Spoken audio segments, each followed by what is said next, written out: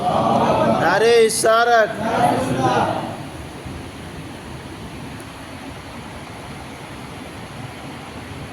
أعوذ بالله من الشيطان الرجيم بسم الله الرحمن الرحيم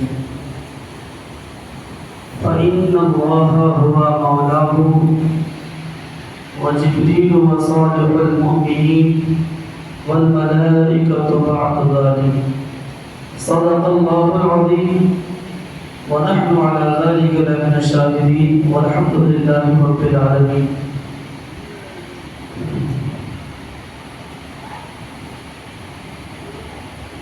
حاصل ہے مصطفیٰ کے خزانوں کا اختیار،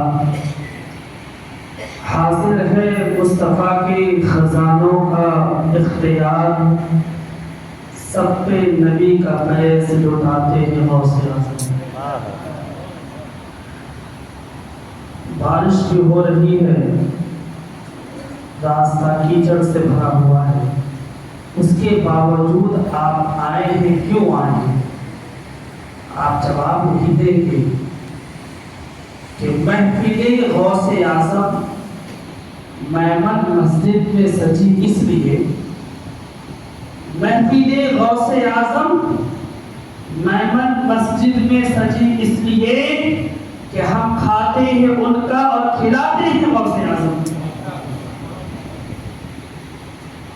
عشق نبی کا جام پلاتے ہیں غوث اعظم، بلند آواز، عشق نبی کا جام پلاتے ہیں غوث اعظم، دیوانہ مصطفیٰ کا بناتے ہیں غوث اعظم، اور دریا برکتوں کا بہاتے ہیں، غوث اعظم، سویا ہوا نصیبہ جگاتے ہیں. غوث اعظم، اور شان ولایت ایسی کہ ڈوبی ہوئی کشتی 12 برس بعد نکالتے ہیں غوث اعظم. بے شک سبحان اللہ. اور دعوت تھی ایک وقت میں 70 مکان پر، دعوت تھی ایک وقت میں بیچ میں ایک بات بتا دوں، غوث اعظم کو ہم نے ولی سمجھا، پیر سمجھا، لیکن غوث اعظم ناموس رسالت کے محافظ تھے. کسی نے کہا کہ یہ تمہارے نبی حاضر و ناظر کیسے ہیں؟ تمہارے نبی حاضر و ناظر نہیں ہیں. الگ الگ مقامات سے لوگ مصطفیٰ کو نہیں دیکھ سکتے. تو غوث اعظم نے فرمایا تم آقا کی بات کرتے ہو، آقا کے غلام کی شان یہ ہے کہ 70 مکان پر ایک ساتھ ایک وقت میں حاضر نظر آتے ہیں. سبحان اللہ سبحان. تو غوث اعظم نے بتایا کہ آقا کے غلام کی شان ہے، جس غلام کے آقا کی شان ہے. تو دعوت تھی ایک مقام پر، تو دعوت تھی ایک وقت میں 70 مکان پر، دعوت تھی ایک وقت میں 70 مقام پر. ہر مکان پہ جاتے ہیں غوث اعظم. اور میرے آقا کے پیارے دیوانوں، آقا کریم علیہ الصلوۃ والسلام خدا کی شان ہے اور غوث اعظم مصطفیٰ کی شان ہے. آئیے نبی اور آل نبی کی بارگاہ میں درود پاک پڑھیں. اللہم محمد صلی اللہ علیہ وسلم، نحن عباد محمد صلی اللہ علیہ وسلم.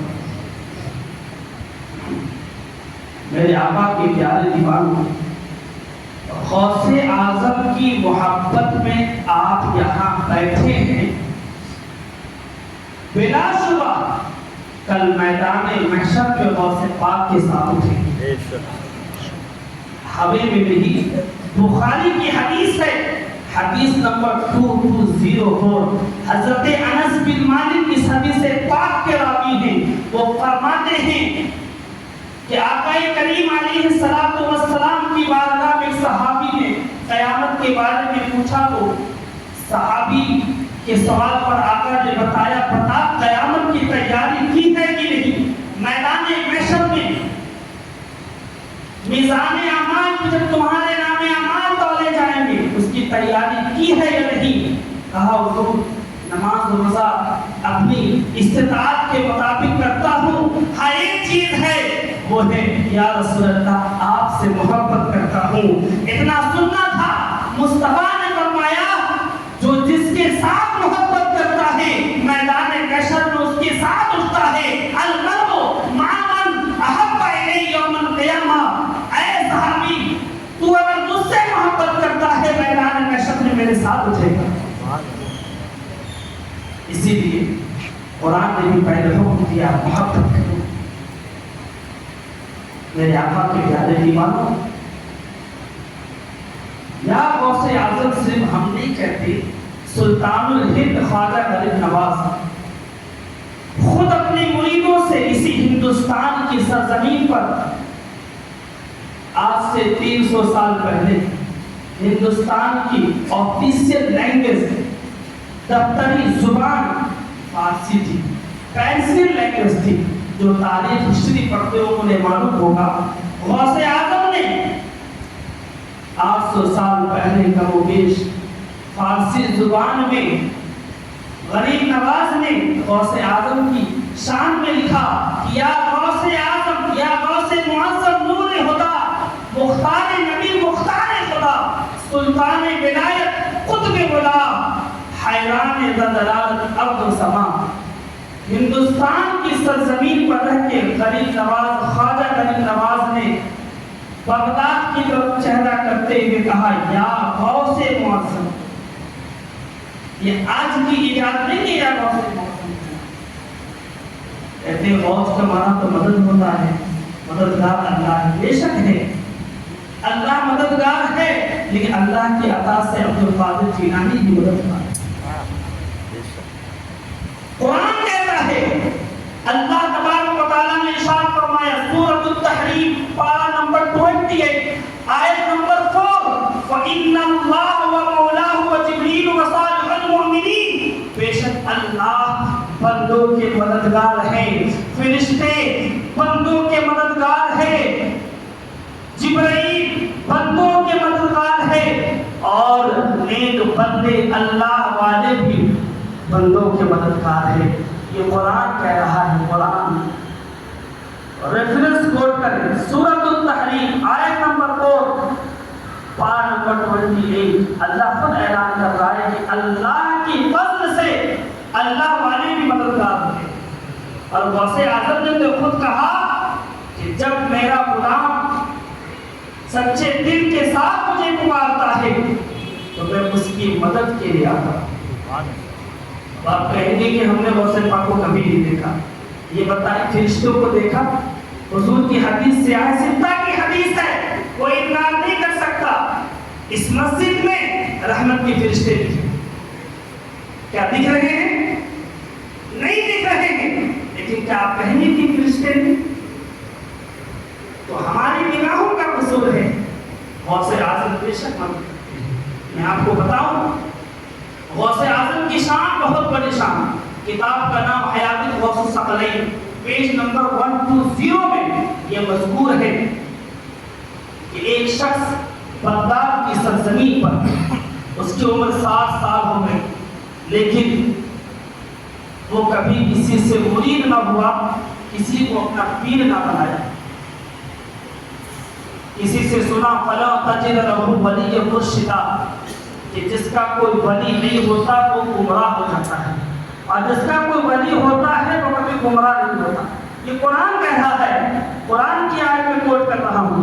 اگر بات غلط ہو آپ سوال کر سکتے ہیں. فلا تجد له ولی مرشدا. اصل مسئلہ کیا ہے؟ ہم پڑھتے کم, سمجھتے کم اور پڑھتے زیادہ کرتے ہیں.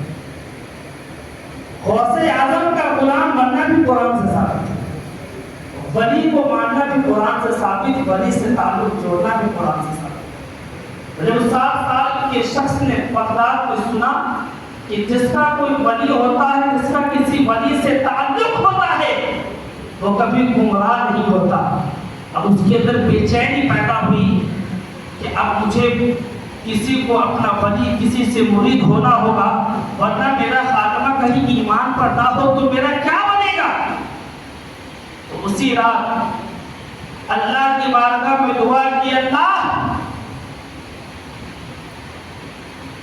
اس شہر کے دروازے سے جو بھی اندر آئے گا میں اس سے مرید ہو جاؤں. اتفاق سے جو آیا وہ چوروں کی جماعت تھی. اس نے کہا مجھے مرید کرے، میں بیعت ہونا چاہتا ہوں. کہا نادان، میں کوئی نیک انسان نہیں ہوں، میں تو چور ہوں، چوریاں کرتا ہوں. کہا مجھے نہیں معلوم، میں نے اللہ سے وعدہ کیا کہ جو اس شہر کے دروازے سے جو پہلے داخل ہوگا میں اس کے ہاتھ پہ بیعت کروں گا. کہا نادان، بیعت نیک لوگوں سے کیا جاتا ہے، اللہ والوں سے کیا جاتا ہے، میں تو شیطان کے راستے پہ ہوں. کہا وہ سب کچھ نہیں، مجھے مرید ہونا ہے. آپ جھوٹ کہہ رہے ہیں، آپ چور نہیں ہیں، آپ تواضع کی مثال دکھا رہے ہیں. اگر ایسی بات ہے تو سن، اسی بغداد کی سرزمین پر ہم چوری کرنے آئے ہیں، ٹھہر جا. اور جو مشہور ایک خیمہ ہے، ایک حجرہ ہے جہاں سے صبح میں بھی لنگر بانٹے جاتے ہیں، شام میں بھی لوگوں کو بھوکوں کو کھانا کھلایا جاتا ہے. ان کے پاس اتنی دولت ہے کہ صبح بھی لوگوں کی لائن لگی ہوتی ہے، شام میں بھی لوگوں کی لائن لگی ہوتی ہے، بھوکوں کو کھانا کھلایا جاتا ہے. لہذا اس بغداد کی سرزمین پہ سب سے زیادہ مالدار فلاں حجرہ ہے، فلاں خیمہ ہے، فلاں گھر ہے، میں ابھی جاتا ہوں، وہاں سے سامان چوری کر کے لاؤں گا، پھر تو مان لے گا. کہا ٹھیک ہے، اگر آپ ایسا کرتے ہیں تو پھر میں دوسری راہ اختیار کروں گا. وہ شخص گیا، اور جب اندر گیا تو کمرہ بالکل اندھیرا تاریک تھا. ادھر ادھر ہاتھ مارا لیکن کوئی سامان اسے نہ ملا. کبھی اسے ٹوٹی ہوئی چٹائی مل رہی ہے تو کبھی اسے وضو بنانے والا لوٹا مل رہا ہے، لیکن کوئی زیور کی چیز، کوئی قیمتی چیز نہیں مل رہی ہے. اتنے میں تھوڑا آگے بڑھا تو دیکھا کہ چراغ جل رہا ہے اور ایک درویش، ایک فقیر نماز کی حالت میں ہے. سوچا اچھا موقع ہے، نماز کی حالت میں ہے، چوری کرنے میں کوئی دقت نہیں ہوگی. لیکن جو ہی اندر گیا، باہر سے کسی شخص کے آنے کی آواز آئی. دروازے پہ دستک دے کے اندر آیا. وہ چور بڑا گھبرایا کہیں میں پکڑا نہ جاؤں، وہ دروازے کے بغل میں چھپ گیا. اس کے بعد اندھیرا تھا، تاریک تھا. غوث اعظم کی نماز ختم ہونے کا انتظار کر رہا تھا. وہ گھر کوئی اور نہیں، غوث اعظم عبد القادر جیلانی کا گھر تھا. اللہ اللہ، وہ بندہ کہہ رہا ہے کہ فلاں شہر میں فلاں مقام میں ایک ابدال کی ضرورت ہے، ایک ولی کی ضرورت ہے، کیونکہ اس کا وصال ظاہری ہو چکا ہے. غوث اعظم نے فرمایا پریشان نہ ہو، میرے گھر میں ایک مہمان آیا ہے. غوث اعظم چاہتے تو یہ کہہ سکتے تھے کہ میرے گھر میں چور آیا ہے، چور نہیں کہا، مہمان کہا. یہ سوچ کر کہیں اس کے دل کو تکلیف نہ پہنچے. یہ تو ہم اور آپ ہیں کہ دوسروں کو تکلیف پہنچانے میں مزہ. وہ غوث پاک تھے. کہا اس گھر میں ایک مہمان آیا ہے. کہا کہاں ہے؟ کہا دروازے کے بغل میں ہے. اور آنے والا کوئی اور نہیں، حضرت خضر علیہ السلام. دروازے کے قریب گئے، اس کے ہاتھ کو پکڑا، کہا چلو تم تو ولی ہو. کہا میں ولی نہیں، میں تو چور ہوں، چوری کرنے آیا تھا. کہا نہیں، غوث اعظم عبد القادر جیلانی کی زبان سے نکل چکی ہے کہ ولی ہے تو تم ولی ہو. اس کے بعد لایا گیا. غوث اعظم نے دیکھا وہ شخص جو چوری کرنے آیا تھا قدموں میں گر گیا. کہا حضور مجھ سے غلطی ہو گئی، معاف کر دے، آئندہ میں چوری نہیں کروں. غوث اعظم رضی اللہ تعالیٰ عنہ نے اسے اٹھایا اور سینے سے لگایا. اس کے بعد اس کے دل کی دنیا بدل گئی. آیا تھا چور بن کے، جاتا ہے ولی بن کے. اللہ اکبر اللہ. میرے آقا کے پیارے دیوانوں، اب ایک سوال پیدا ہوتا ہے.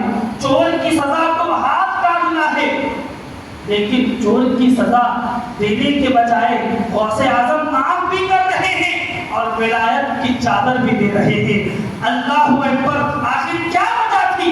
وجہ یہ تھی کہ اس چور کے ہاتھ میں غوث پاک کا نورانی چادر تھا، جس چادر کو اوڑھ کر بغداد کی گلیوں میں دین پھیلانے جایا کرتے تھے. میرے آقا کے پیارے دیوانوں، اس چور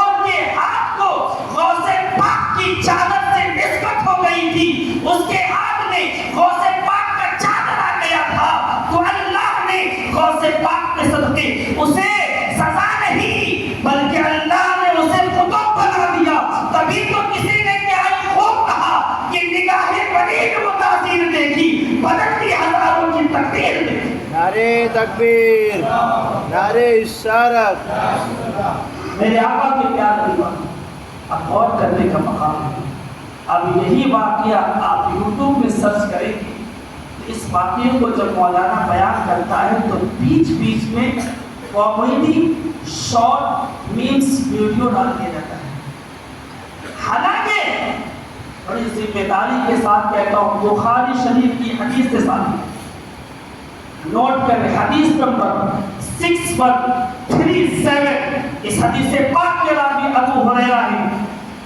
عن ابي هريره رضي الله تعالى قال ان الله تعالى قال من عاد لي وليا فقد آذنته بالحرب ما تقرب الي عبدي بشيء ما احب الي.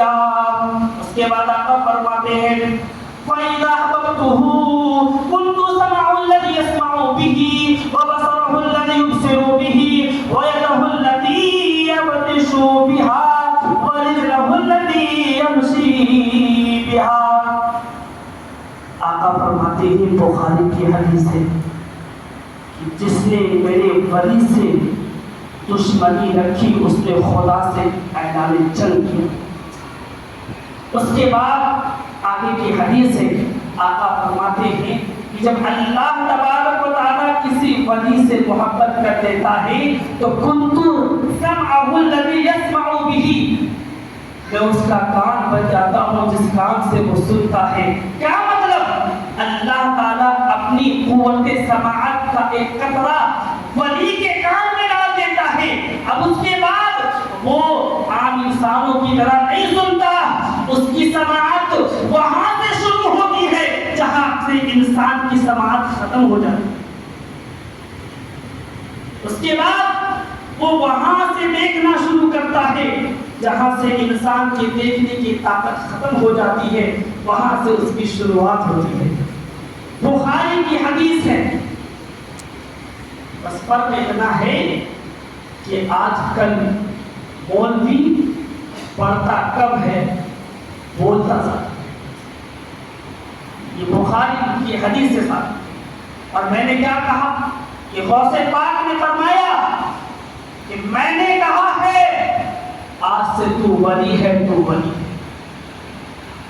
उसी बुखारी की हदीस है, आका फरमाते बनी सअलनी लउतियन्नहु कि अल्लाह तबारक व तआला ऐलान करता है कि जब अल्लाह का वली अल्लाह की बारगाह में दुआएं करता है तो अल्लाह ताला उसकी दुआएं रद्द नहीं करता, वो जो भी मांगता है उसे अल्लाह कबूल कर लेता है.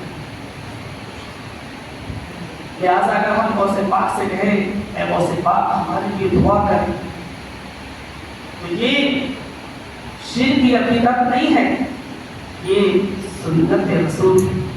बुखारी की हदीस है, हवाला गलत हो तो बताएं. मेरे आका की प्यारे दीवाने. उसके बाद 3 दिन तक वो जो उसी घर में रहा, गौसे आज़म ने उसको तैयार किया.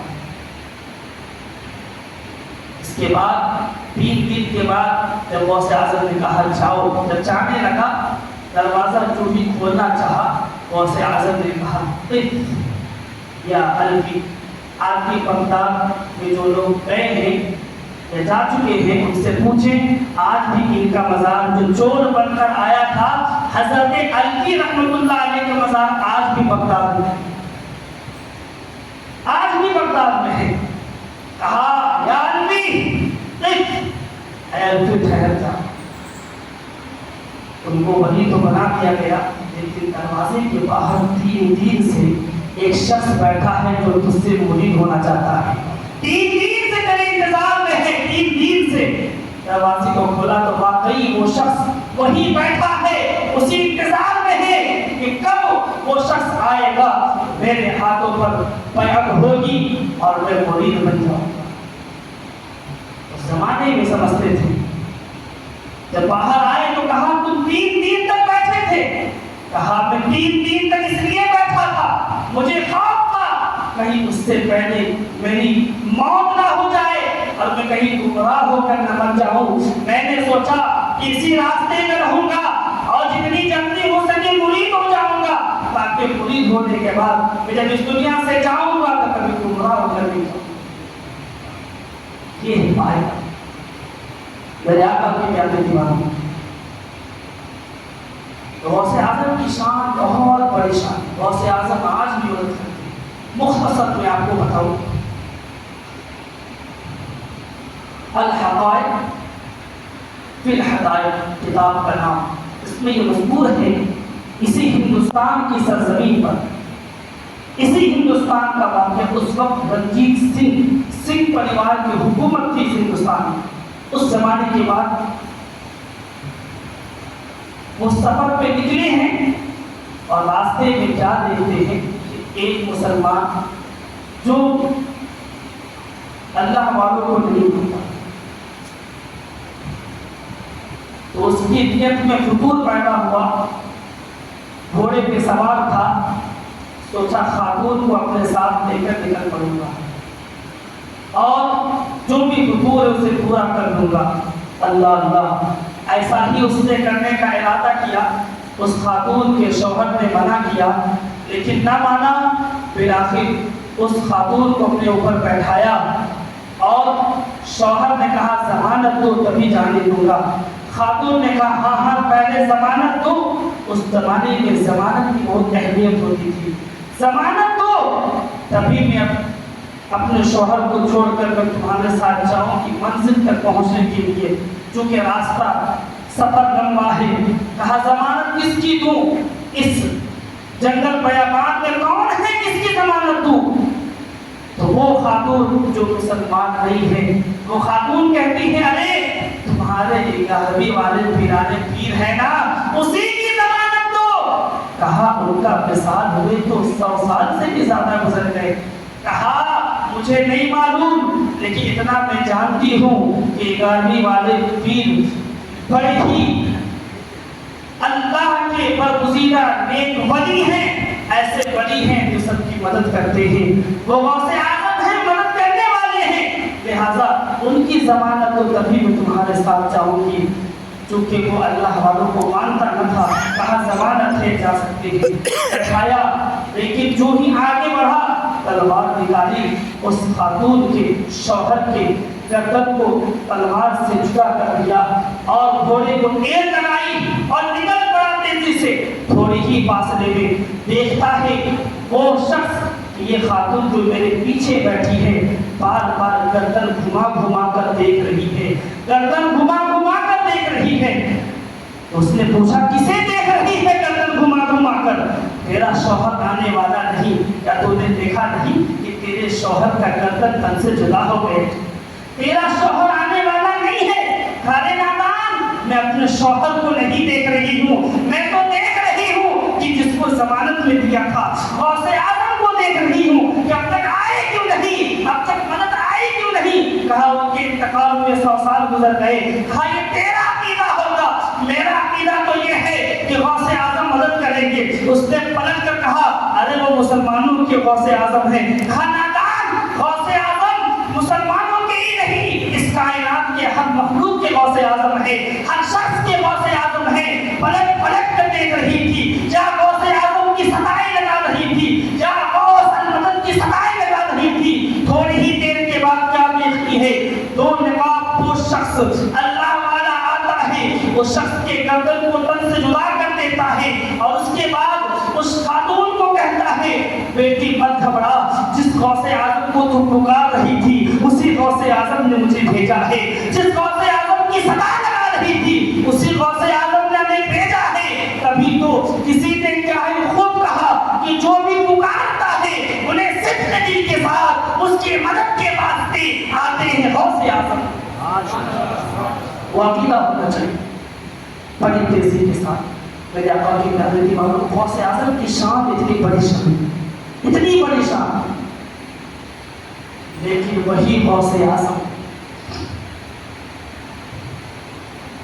اپنی والدہ کے پاس آتے ہیں, آنکھوں میں آنسو لیے اور اپنے ہاتھوں میں روٹی کا ٹکڑا لیے ہوئے اور اپنی والدہ کے منہ میں ڈالنا چاہا. کہا بیٹا کیا بات ہے, تمہارے آنکھوں میں آنسو کیوں ہے؟ کہتے ہیں امی جان میں نے قرآن کی آیت پڑھی تھی احسن کما احسن اللہ الیک، اللہ فرماتا احسان کرو جیسے اللہ نے تیرے ساتھ احسان کیا۔ امی جان جب میں چھوٹا تھا اپنے ہاتھ سے میں نہیں کھاتا، آپ کھلایا کرتی، چلتا نہیں آپ مجھے گود میں لے کر چلاتی، لیکن میں نے آپ کو کبھی کھلایا نہیں، اسی لیے میں آپ کو کھلانے کے لیے آیا ہوں۔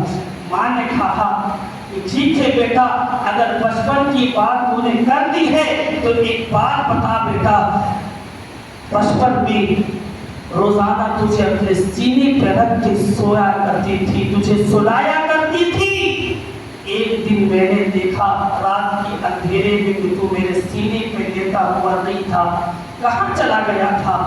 غوث اعظم رضی اللہ تعالی عنہ کے بیٹے حضرت عبدالرزاق خود اس واقعے کو بیان کرتے ان کے شہزادے کہ غوث اعظم رضی اللہ تعالی عنہ فرماتے ہیں امی جان میں تو جنت چلا گیا تھا، امی جان مجھے جنت میں سونے کی خواہش تھی، میں جنت چلا گیا تھا۔ کہا بیٹا عبدالقادر جنت تو میدان محشر میں حساب و کتاب کے بعد ہوگا نا؟ کہا نہیں امی جان جنت تو اسی دنیا میں ہے۔ کہا کہاں؟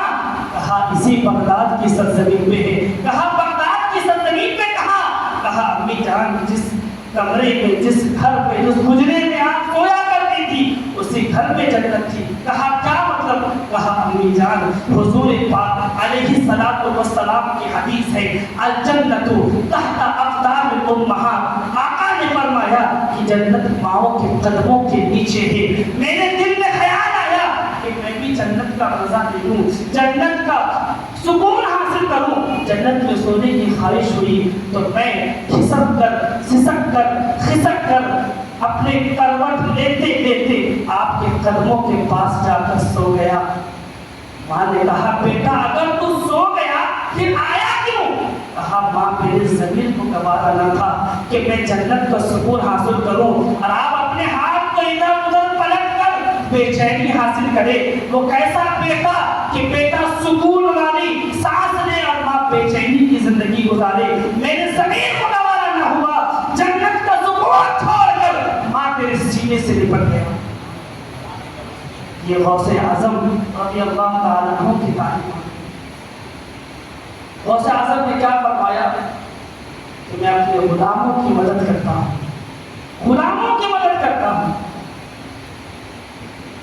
جو غلام ہوتے، غلام کون ہوتے کہ غوث اعظم کی زندگی کو اپنائے، ان کی سیرت کو اپنائے۔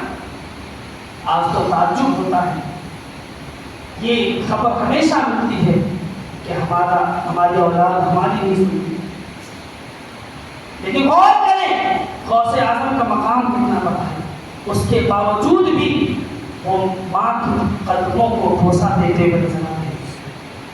جب غوث اعظم رضی اللہ تعالیٰ عنہ اپنی تعلیم حاصل کرنے کی نکلتے ہیں تو ماں نے کہا بیٹا جب تیری تعلیم مکمل ہو جائے گی تبھی آنا۔ کیا کہا؟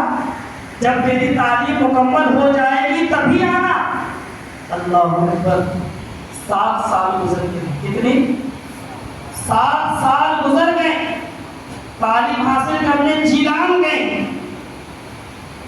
ایک تاجر عراق یعنی بغداد سے ایران یعنی جیلان گیا، تاجر نے بتایا اے عبدالقادر جیلانی تیری ماں بستر عدالت پہ ہے اور شاید اپنی زندگی کی آخری سانس لے رہی ہے، یہ آخری بات بتا کر گفتگو ختم کرتا ہوں اور اس سے عبرت دینا آپ سبھی لوگ۔ غوث اعظم کو جب یہ بات یہ خبر ملی تو وہاں سے پیدل، چونکہ وہ طالب علم تھے پڑھ رہے تھے ابھی، وہاں سے پیدل جیلان سے بغداد آئے۔ آپ سرچ کریں 963 کلومیٹر، تقریباً 1000 کلومیٹر دوری ڈسٹینس ہے۔ کئی ہفتے گزار کر تشریف لائے، اتفاق سے رات کے اندھیرے میں پہنچے، دروازے میں دستک کی، کہا امی جان آپ کا عبدالقادر آ گیا۔ ماں نے کہا کون عبدالقادر؟ میں کسی عبدالقادر کو نہیں پہچانتی۔ ماں نے کہا میں کسی عبدالقادر کو نہیں پہچانتی۔ کہا وہی عبد القادر جو 7 سال پہلے آپ نے تعلیم کے لیے بھیجا تھا. کہا اس عبد القادر کو تو میں نے بولا تھا کہ تعلیم مکمل ہو جائے گی تب آنا، کیا میری تعلیم مکمل ہو گئی؟ کہا نہیں اپنی جان کو. کہا چلا جا، جب تعلیم مکمل ہوگی تبھی آنا. غور کرے عبد القادر جیلانی رحمۃ اللہ علیہ رو کر کہتے ہیں امی جان ایک بار اپنے چہرے کی زیارت کروا دی، ایک بار اپنے سینے سے لگا لیں تاکہ دل کو سکون میرے دل میں چلا جاؤں گا. ماں نے سوچا کہیں میری ممتا بیدار نہ ہو جائے اور اسے روک نہ لوں، لہٰذا اپنے ممتے کو قابو میں رکھا اور اس کے بعد بولا. اس خاتون نے، اس ماں نے کہا نہیں، اگر میری موت بھی ہو جائے تو بھی میرے جنازے میں مت آنا جب تک میری تعلیم مکمل نہ ہو جائے. اور پھر کہتی بیٹا کیا تو چاہتا ہے کہ میدان محشر میں ذلیل اور رسوا ہوں؟ کل اللہ تبارک و تعالیٰ نے مجھ سے پوچھا کہ تو نے کیا کیا تو میں یہی کہوں کہ اپنے بیٹے عبد القادر تیرے راہ میں قربان کر دیا ہے، اسے دین کا رہنما بنایا ہے، تیرے دین کی تبلیغ میں اسے سب کر دیا ہے. عبد القادر چلے گئے. 2 سال بعد روایتوں میں 1 سال کے بعد خبر ملتی ہے کہ عبد القادر تیری ماں کا انتقال ہو گیا.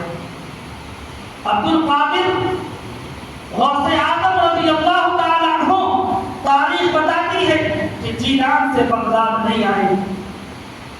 آنکھیں اشکبار ہیں، سب نے کہا چلے جاؤ. کہا نہیں جاؤں گا، ماں کی زیارت ہوگی لیکن ماں کی نافرمانی بھی ہو جائے گی. ماں سے وعدہ دیا ہے جب تعلیم مکمل ہو جائے گی تبھی آؤں گا.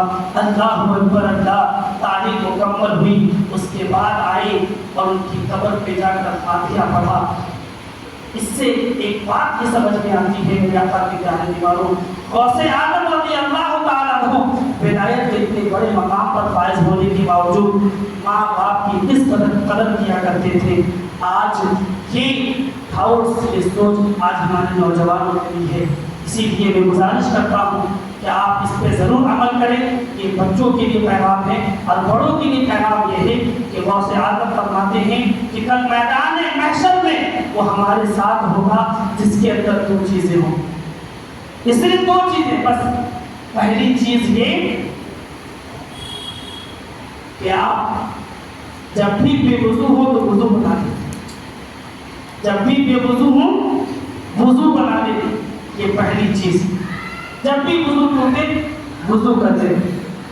اور دوسری چیز یہ ہے جو غوث اعظم نے فرمایا کہ صرف کے مفاد عقل حلال، سچ کہنا، حلال کھانا.